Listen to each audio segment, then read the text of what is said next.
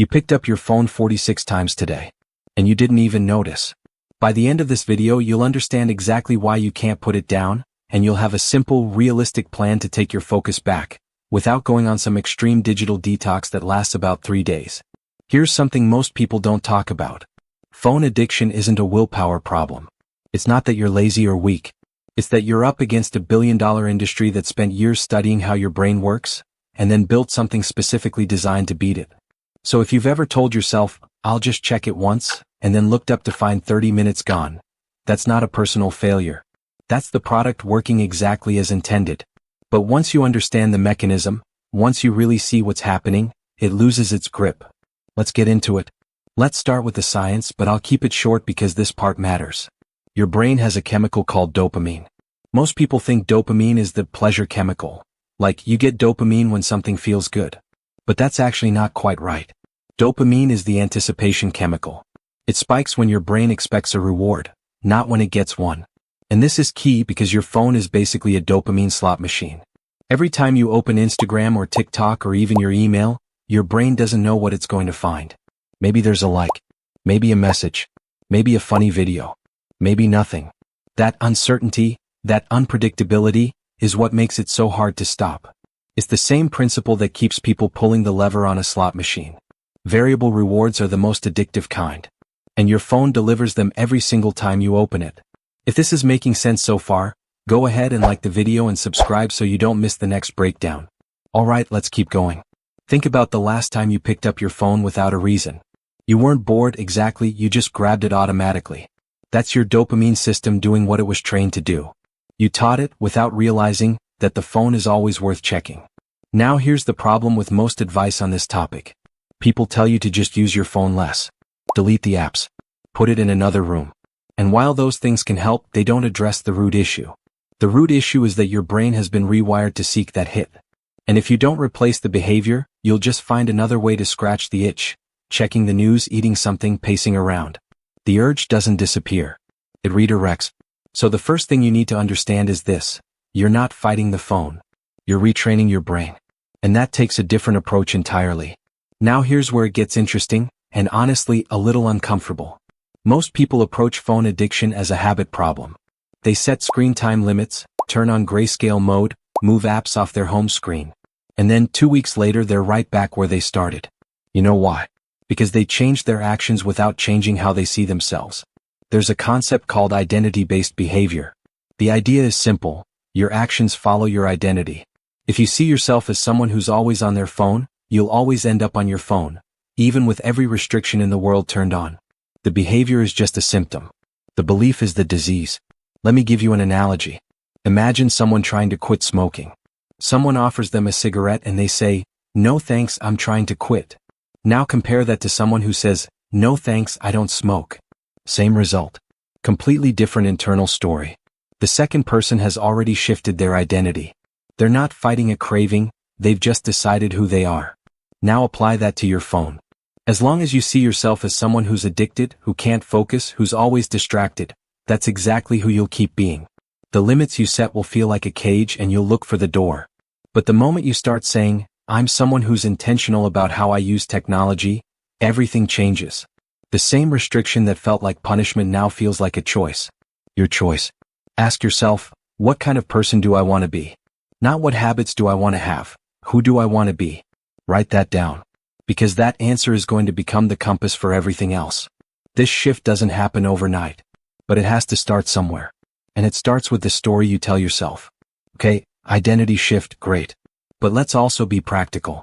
Because your environment shapes your behavior more than you think, and making a few smart changes to your space can do more than weeks of willpower. Here's a study I want you to think about. Researchers once looked at why the majority of US soldiers who became heroin addicts in Vietnam were able to quit almost immediately when they came home. Not rehab. Not therapy. They just stopped. The reason? Their environment changed completely. The triggers, the social cues, the places and people associated with using, all gone. New environment, new behavior. Now obviously your phone isn't heroin. But the principle holds. If your phone is always in reach, always visible, always one tap away, you will always use it more than you intend to. That's not a weakness. That's how proximity works. So here's what actually works. Not removing your phone from your life, just designing friction. Make the things you don't want to do harder. Make the things you do want to do easier. Practically speaking, charge your phone outside your bedroom. This one change alone will improve your sleep, your mornings, and your baseline focus. Get an actual alarm clock. They still exist, they cost $8, and they remove the single biggest excuse to have your phone next to your bed. Turn off every notification that doesn't require immediate action. Not just social media, email, news apps, group chats. Ask yourself, does this app need real-time access to my attention? For most of them, the honest answer is no. Create phone-free zones. Your dinner table. Your first hour of the morning. The first 30 minutes of your work session.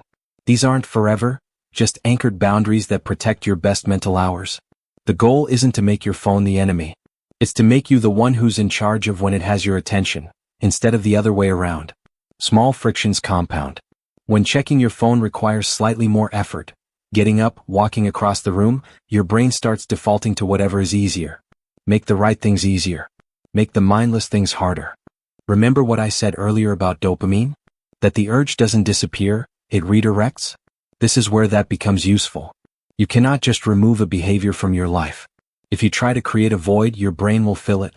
What you need is a replacement, something that gives your brain a hit of engagement or reward without pulling you into a 2-hour scroll session. And I want to be specific here because vague advice doesn't help anyone. Read more, or go outside sounds fine, but if you don't know what to replace the behavior with in the exact moment the urge hits, you'll default back to the phone every time. So here's a framework I call the 10-second rule. When you feel the urge to pick up your phone, pause. Literally count to 10. In those 10 seconds, you're going to ask yourself one question. What do I actually need right now? Most of the time, the answer is one of 3 things. You're bored and need stimulation. You're anxious and need comfort. Or you're procrastinating and avoiding something that feels hard. Each of those needs a different response. Boredom? Keep a small notebook nearby and write whatever comes to mind. 3 lines, doesn't matter what. Or do a 5-minute walk. The point is low-effort engagement that doesn't spiral. Anxiety? Slow your breathing. 2 minutes of deep breathing actually interrupts the stress loop and gives your nervous system a reset. Procrastination? This one's harder, but the fix is to just start the thing for 2 minutes. Not finish it. Just begin. The urge to avoid almost always disappears once you've started. The 10-second pause is your gap. Between trigger and action, there's a moment where you have a choice. Most people never find that gap because they've trained themselves to react instantly. The pause creates the space for a different decision. One more thing. Don't aim for perfection. If you pick up your phone when you said you wouldn't, that's not failure. That's information. Ask yourself, what was happening right before I reached for it? What was I avoiding? What did I actually need? Over time, you'll start to see your patterns. And once you can see them, you can change them. Progress looks like catching yourself a little sooner each time. Not perfection from day one. Alright, I've been building toward this and I want you to really sit with it for a second. Here's the thing nobody tells you about phone addiction. It's not actually about the phone.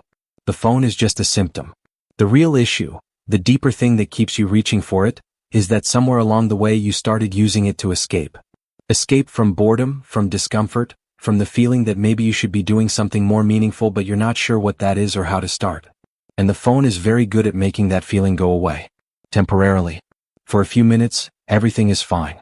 There's always something to look at, something to react to, something that makes you feel connected even when you're sitting alone in a room. But here's the cost. Every time you reach for the phone instead of sitting with the discomfort, you're training yourself to be less and less capable of tolerating it. And discomfort, boredom, uncertainty, difficulty, is exactly where growth happens. It's where creativity lives. It's where you figure things out. The people who build things. The people who get good at skills. The people who become genuinely happy with their lives, they didn't find a way to avoid discomfort. They built a tolerance for it. They learned to sit in the uncertainty long enough for something real to emerge. Your phone is making you efficient at distraction. What you actually want is to become comfortable with depth.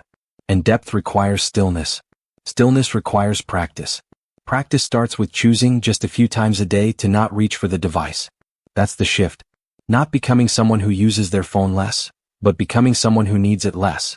Someone who can sit with a thought. Someone who can be bored for 5 minutes without reaching for anything. Someone who has built enough of a real life that the digital one is just a tool, not an escape hatch. That's what this is actually about. So let's bring it together fast. First, Your phone isn't the enemy, your brain's dopamine loop is. Variable rewards are the most addictive kind, and your phone delivers them on demand. Understanding the mechanism weakens its hold. Second, lasting change needs an identity shift. Stop trying to use your phone less. Start seeing yourself as someone who's intentional about where their attention goes. The behavior follows the belief. Third, design your environment for the person you want to be. Charge your phone outside the bedroom. Kill unnecessary notifications. Create protected blocks of time where the device has no access to you. Fourth, replace the urge, don't just suppress it. Use the 10-second rule. Identify what you actually need at that moment. Give your brain something real to work with. And the big one, the thing underneath all of it, is building a real life that doesn't need an escape. Meaningful work, deep rest, genuine connection. When those things are present, the phone gets smaller. Not by force. Just because there's more to show up for. Start with one thing this week. One change. If I had to pick just one for you, it would be this. Charge your phone outside your bedroom tonight. Just tonight. See how your morning feels different. That one shift, repeated, becomes the beginning of a genuinely different relationship with technology. You don't have to overhaul your life. You just have to start. And if this video helped you see something differently, a like takes 2 seconds, and it genuinely helps more people find this channel who actually need it. Now here's something most people don't realize. Even if you fix your phone habits, your focus still won't come back, if your sleep is broken. Because the same system that keeps you scrolling late at night is the reason you wake up tired, foggy, and already behind. The next video is about that. In the next video, I'll show you how to sleep fewer hours and still wake up feeling more energized than you do right now. If this video helped you, hit like and subscribe for more content like this.